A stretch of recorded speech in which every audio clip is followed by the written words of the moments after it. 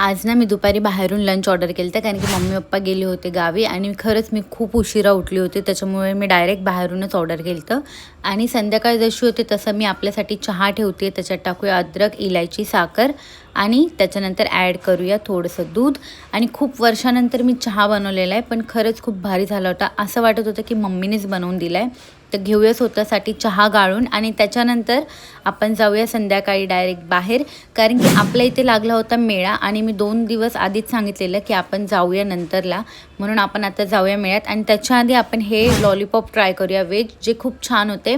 तिथून जाऊया सरळ मेळ्यामध्ये. इथे खूप काही व्हेरायटीज होते शॉपिंगसाठी आणि खेळण्यासाठी, पण आपण खाऊया पोटॅटो स्प्रिंग रोल आणि इथून जाऊया सरळ डिनर करायला. आणि डिनर करायला जसं आपण येतो ना, मी स्टार्टरमध्ये मागवलेला मसाला पापड आणि त्याच्यानंतर मागवलेलं व्हेज सब्जी आणि नान. हे सगळं खाऊन आपण जाऊया सरळ घरी. आणि आज ना थोडंसं कमी शूट करायला भेटलेलं. भेटूया आपण उद्याच्या व्लॉगमध्ये.